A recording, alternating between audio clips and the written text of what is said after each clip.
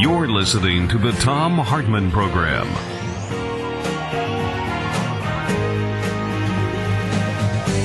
Okay, so if a corporation is a person, does that mean that they have to pay the same income tax rates as me? Well, no. Does that mean that if they merge with another corporation, we have legalized same-sex marriage? No. Does that mean that if they kill somebody, we can give them the death penalty and dissolve the corporation? Well, it doesn't seem to be happening. Does that mean that if a corporation buys another corporation that they violated anti-slavery provisions of the 13th Amendment? Somehow I don't think so. So where did this insane Supreme Court decision come from?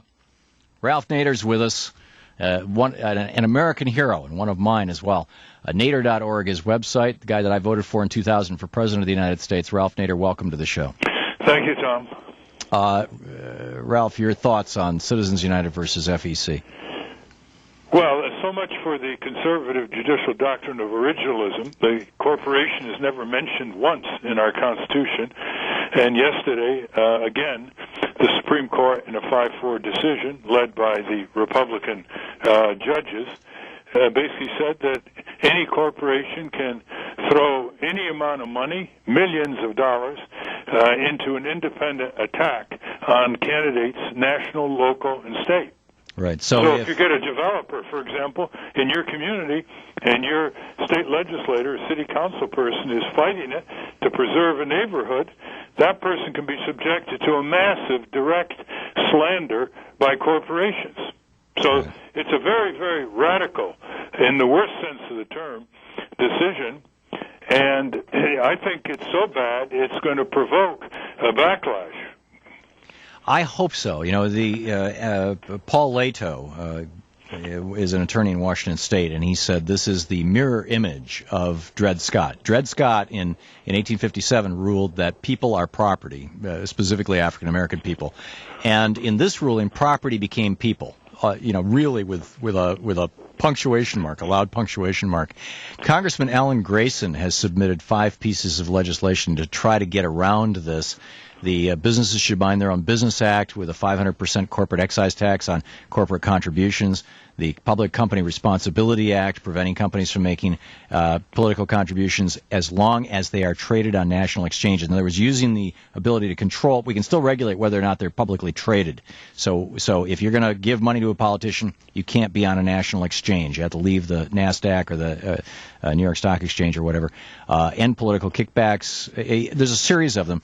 I'm wondering what your thoughts, you're a lawyer and a constitutional scholar, Ralph Nader, what your thoughts are on ways that we might legislatively deal with this.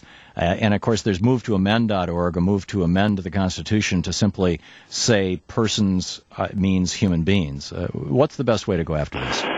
Well, the most basic way is a constitutional amendment, which, as we all know, is very difficult, but it could be a very simple one that addresses the simple objective of a democracy, and that is the only people who should have rights under a democracy are people, human beings, living human beings who have children, whose sons and daughters die overseas, you know? Unlike most constitutional amendments, this ought to appeal pretty much to conservatives and liberals, because corporations should never have equal rights. They should be subordinated to the constitutional rights of human beings, and they should be our servants, not our masters. I mean, first of all, the big ones have very little allegiance to our country. They ship out industries and jobs to fascist and communist regimes overseas. They abandon this country for a profit at a moment's notice. So that's one. The second one is that there could be a legislation in Congress requiring that any corporate contributions that are now free under this judicial decision have to be approved by a majority of the shareholders. Right. Since the 5 justices made a big deal about describing a corporation as a mere association of citizens, okay, then let's bring it back to the shareholders. And I don't mean mutual funds. I mean individual shareholders would have to approve. Human beings, because a mutual fund is just another corporation. Yeah, exactly. The third approach is an interesting bill by Senator Richard Durbin and Congressman John Larson that, in effect, would encourage unlimited small dollar donations from individuals and provide candidates for public office with public funding in exchange for their refusing corporate contributions or any private contributions in amounts of more than $100. So that's another way to do it. But Grayson is, he's got his ideas. It's going to generate, along with other ideas, a lot of debate. I think this is a spectacular opportunity to educate the public that corporations were never chartered by government to be our masters. They were chartered to be our servants. And any of you listening who want detail on this, you can read one of my favorite books, Unequal Protection, by Thom Hartmann, your radio show host. And is it ever readable? God bless you, Ralph Nader. By the way, I've spent the last 4 months. We're doing a second edition, which is going to be about a third of the book completely rewritten, including this decision, and it'll be out in May.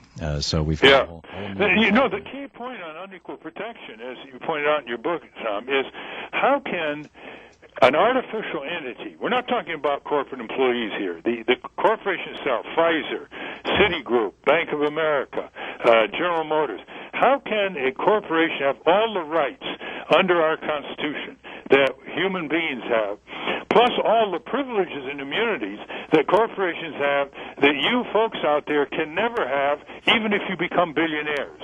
And so there is no way you can have unequal protection between you and Exxon, or you and Pfizer, or you and U.S. Steel. It's impossible. And that's why our democracy is being downgraded. That's why wages are falling, household incomes are falling, poverty is increasing, jobs are being lost to communist China and other regimes abroad. All these things flow from the crescendo of power that the right-wing judges, the corporate judges, have been giving over the decades to corporations to sway, buy, rent, intimidate elected officials or candidates for office. Yeah. In fact, I'll just let me give you a preview. We're talking with Ralph Nader. The first 4 sentences of the new edition of Unequal Protection. On September 2nd, 2009, the transnational pharmaceutical giant Pfizer pled guilty to multiple criminal felonies. They had been marketing drugs in a way that almost certainly led to the death of people, and definitely led physicians to prescribe and patients to use pharmaceuticals in ways they were not intended. Because Pfizer is a corporation, a legal abstraction really, it couldn't go to jail like fraudster Bernie Madoff or killer John Dillinger. Instead, it paid a $1.2 billion criminal fine to the U.S. government, the biggest in history, as well as a $1 billion civil fine. And none of its executives, decision-makers, stockholders, owners, or employees saw even 5 minutes of the inside of a jail. Now, nobody knows about this, but everybody knows that Martha Stewart in 2004 was convicted of lying to investigators about her sale of stock in another pharmaceutical company. Right. I mean, totally different standards for a corporation and for people. Yeah, I mean, what if your neighbor poured pollution into your backyard? You know, all kinds of debris, stuff in the air your kids were breathing, and you could go after that neighbor and get the prosecutor to prosecute that neighbor, and if the courts judge guilty, that neighbor goes to jail, except if that neighbor is a corporation. Right. And, of course, I don't know many people who pollute as much as a corporation or industries. So we really have to get down to this, folks. This is town meeting time. This is gathering in living rooms time.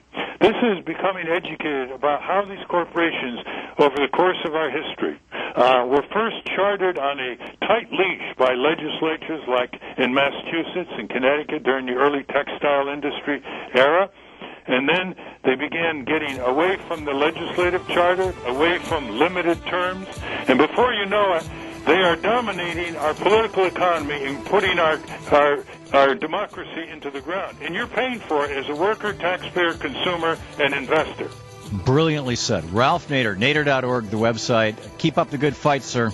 You too, Thom. Thank you. Thank you very much, and thanks for coming on our program. It's the Thom Hartmann Program. We'll be right back.